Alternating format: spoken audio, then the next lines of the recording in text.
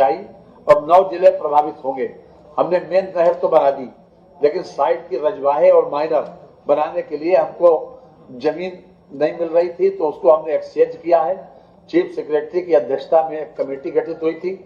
उस कमेटी के रिकमेंडेशन के आधार के ऊपर यह जमीन का परिवर्तन हुआ है। इसमें कैंपियरगंज, जो खास तौर से जनपद सिद्धार्थनगर का हिस्सा है, वहां से जो कैंपियरगंज की शाखा 25 किलोमीटर से लेकर 39 किलोमीटर के मध्य जो स्थान आता है, उसमें खास तौर से रजवाहों और माइनर्स का निर्माण हो सकेगा। ये हमने जमीन का जो अभी तक हमारे सामने इशू था वो हमने रिजॉल्व कर लिया। वन विभाग की जमीन हम ले लेंगे 0.8460 हेक्टेयर, जो वन विभाग के लिए निष्प्रयोज्य थी, जो किसी प्रकार से उनके लिए उपयोग में नहीं आ रही थी, और इतनी ही जमीन हमने सिंचाई विभाग की उनको दे दी। इस प्रकार से ये मैटर रिजॉल्व हो गया। अब हमने सिंचाई की जो सुविधा बढ़ाने की दृष्टि से इस कार्य को अंजाम दिया है, और जल्दी ही इसमें माइनर और रजवाहों का निर्माण होगा। उसके माध्यम से हम ज्यादा से ज्यादा लोगों को सिंचाई की सुविधा उपलब्ध करा सकें।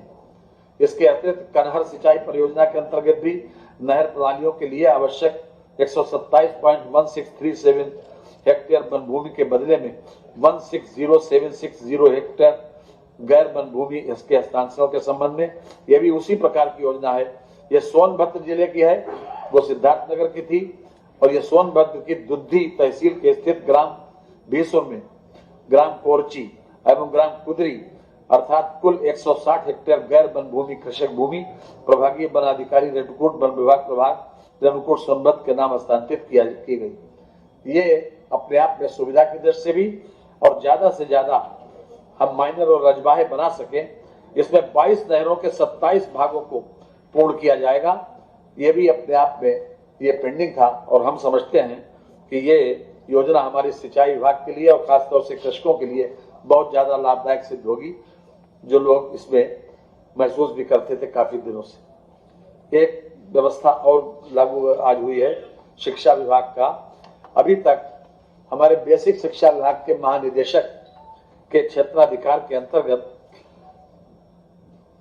उनके शिक्षा निदेशालय, बेसिक शिक्षा निदेशालय, राज्य शैक्षिक अनुसंधान एवं प्रशिक्षण परिषद, समग्र शिक्षा अभियान, मध्याह्न भोजन प्राधिकरण एवं साक्षरता निदेशालय, इससे संबंधित काम महानिदेशक बेसिक शिक्षा के पास थे।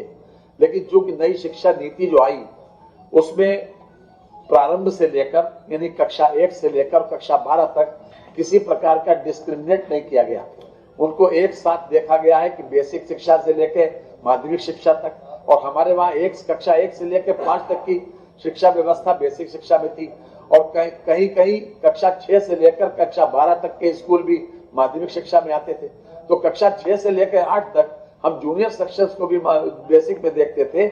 इसलिए काफी कुछ काम में सुगमता लाने के लिए जो हमारी नई शिक्षा नीति है उसको ठीक प्रकार से कार्यान्वित करने के लिए यह व्यवस्था बनाई गई है। नई व्यवस्था के अनुसार अब बेसिक शिक्षा के निदेशक अलग होंगे और माध्यमिक शिक्षा के निदेशक अलग होंगे।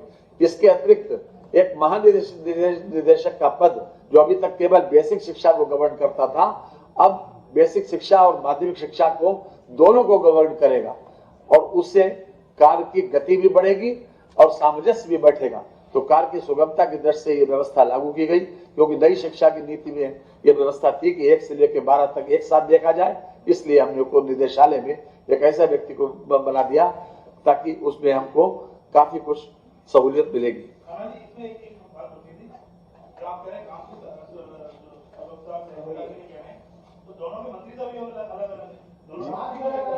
ऐसा है, निदेशालय एक किया है, सचिवालय भी एक नहीं किया, निदेशालय एक किया। दोनों के निदेशालय को कभी कभी होता क्या था कि कक्षा 6 से लेकर 8 तक की जो ट्रांसफर पोस्टिंग की स्थिति थी, या कक्षा 6 से लेकर 8 तक के विद्यालय वो माध्यमिक से भी डील होते थे और बेसिक से भी डील होते थे।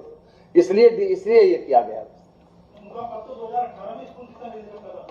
ऐसा है, अब आप देख लीजिएगा, हमने निदेशालय दोनों के इस प्रकार से किया है कि दोनों के निदेशालय अलग करेंगे। उनको गवर्न करने वाला एक महानिदेशक का पद है, जो अभी तक केवल महानिदेशक का पद केवल बेसिक शिक्षा को देखता था, अब उसके क्षेत्राधिकार के अंतर्गत ये माध्यमिक भी आ गया। ये किया है, मिल जाएगा आपको, मिल जाएगा, पहले मिल जाएगा हुजूर। अरे साहब, मैं तो हर बात मानने को तैयार हूं, आपकी क्या कुछ चिंता की। एक व्यवस्था जनपद एकीकृत मंडल स्तरीय कार्यालय का निर्माण के संबंध में ये एक योजना बनाई गई थी। इसमें 2021 में राजस्व विभाग का एक शासनादेश था कि जिसके तहत राजस्व जो शहरी नियोजन विभाग यानी आवास और शहरी नियोजन विभाग के निवर्तन के ऊपर उन्होंने वो जमीन छोड़ दी थी। लेकिन अब नई व्यवस्था के अनुसार वो शासनादेश हमने बदल के विकास प्राधिकरण को ही उसमें अधिकृत किया जाएगा और वो पीपीपी मॉडल के ऊपर उसको आगे इरेक्ट करवाएगा, ताकि एकीकृत मंडलीय स्तर के जितने भी कार्यालय हैं वो वहां पर एक बिल्डिंग में आ सकते हैं। मेरे 5 विषय हो गए। अब मैं अनुरोध करूंगा आदरणीय श्री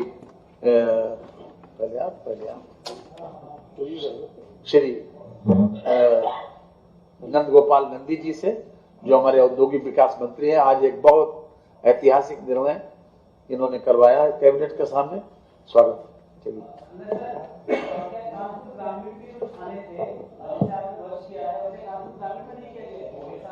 जी, मैंने बताया 6 लखनऊ के, 12 बनारस के और 14 कानपुर के। नोएडा पहले से ही सारा नोएडा एक ही पुलिस प्रणाली के अंतर्गत था, वो पुलिस आयुक्त के अंतर्गत। इसको जो पुनर्गठन किया गया उसमें ग्रामीण क्षेत्र शामिल कर दिया गया, इसमें इतना किया गया।